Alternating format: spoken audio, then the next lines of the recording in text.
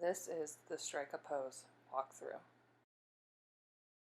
First, you will need to get a picture of someone or yourself striking a pose.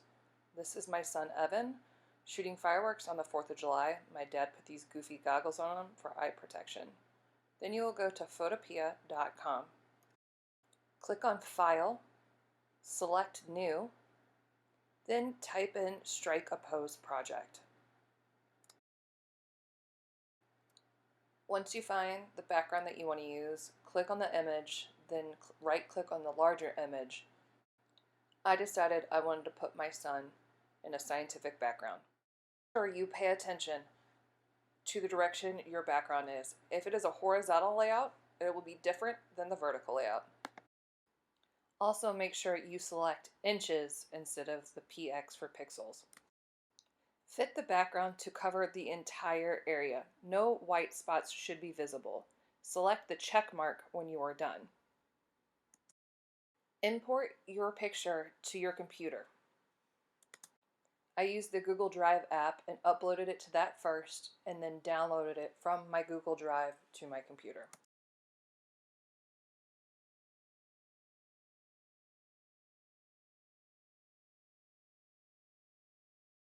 You can use the eraser tool to remove the background from your person picture.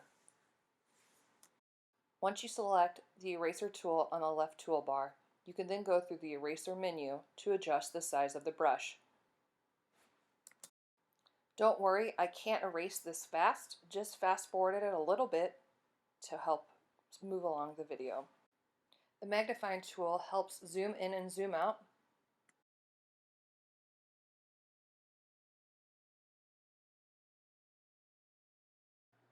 If you make a mistake, go up to Edit and select Step Backwards.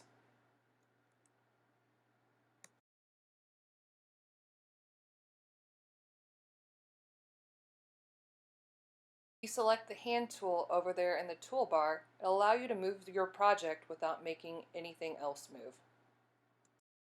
A shortcut for this is the H button.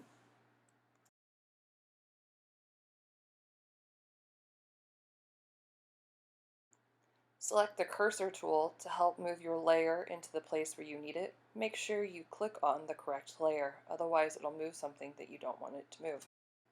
Above your project, there is a box you can check called Transform Controls. This allows you to move your layer and resize it into the correct positioning. After you have completed each edit, you should save often. You will save it as a JPEG. This will not save to the website. It will only save to your computer. I repeat, this does not save it to the website. If saved properly, your project will save to the download file on your computer. In the layer menu, if you click and drag on one of the layers, it'll allow you to drop it in front of the other.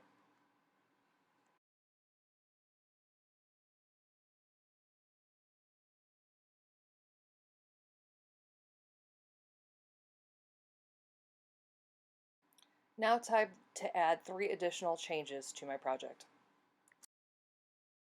I started off by copy and pasting a lab coat.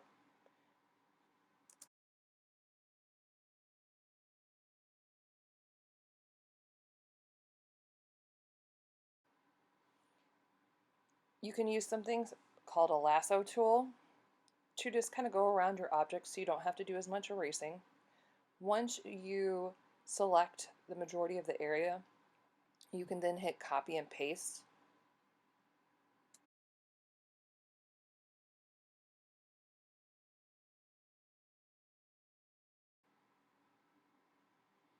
Next, you can just delete the original layer.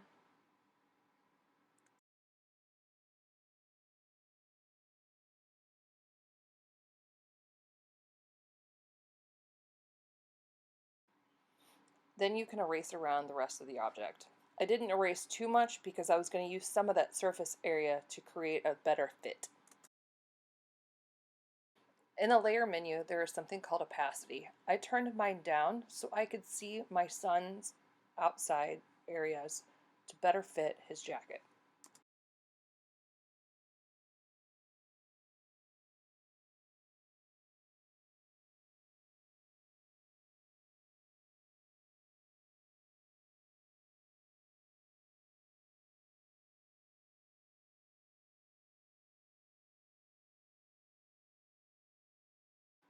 When you're ready to fit your object specifically to the space, you go up to Image, select Free Transform.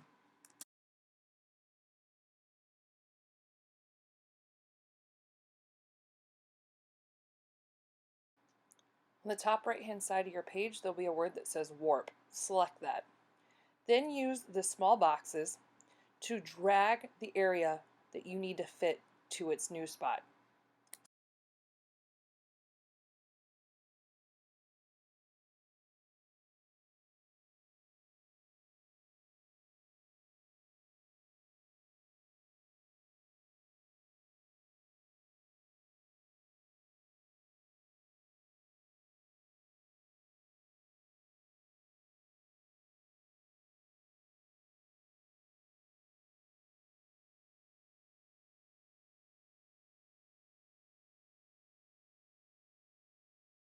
Once you have completely edited that layer and it needs to now become a part of the new layer, you're going to right-click on that layer and select Merge Down.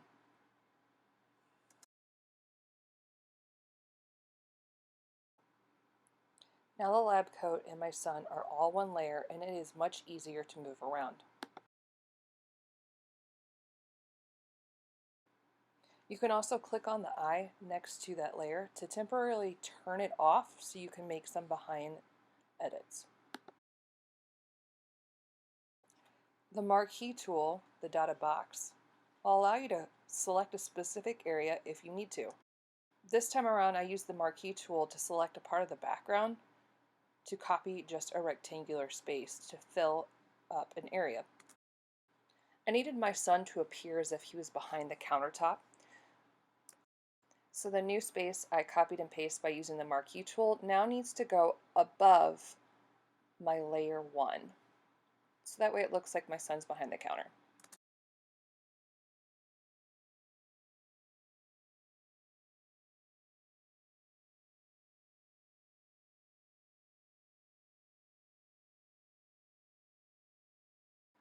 There's technically a beaker stand that needs to be in front of my son in this picture, so I turned down the opacity on his layer and then started using a small eraser to then remove that silver beaker holder.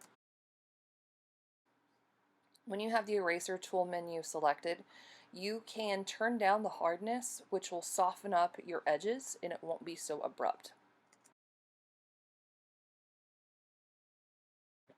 When you are done with your edits, make sure you turn the opacity back up.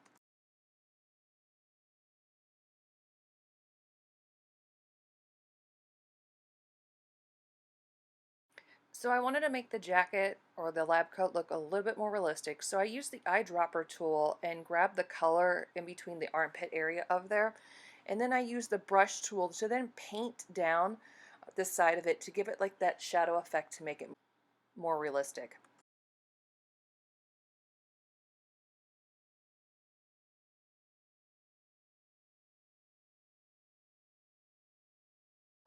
Before I add more objects, now would be a good time to save again.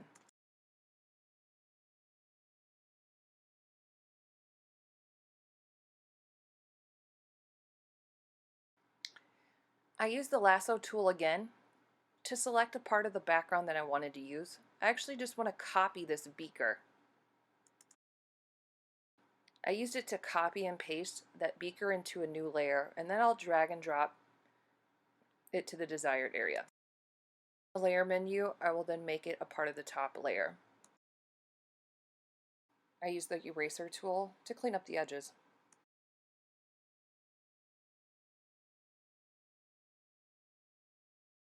I also used Free Transform again to resize my object.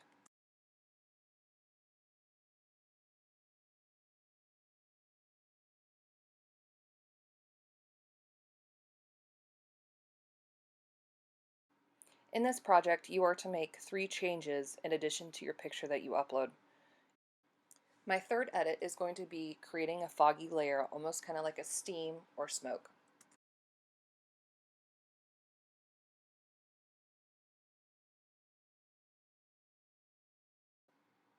I use the eyedropper tool to match the color, then I turn the opacity down to make a see-through layer.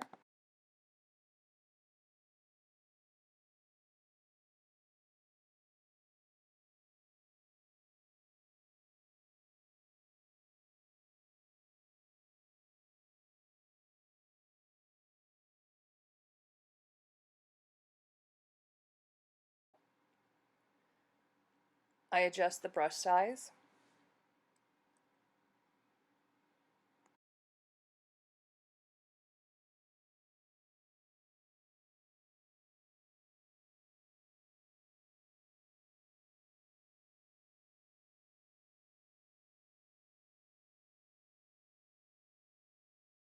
I even used the eyedropper tool again, selected the blue from the beaker, turned down the opacity on that to add some more edits.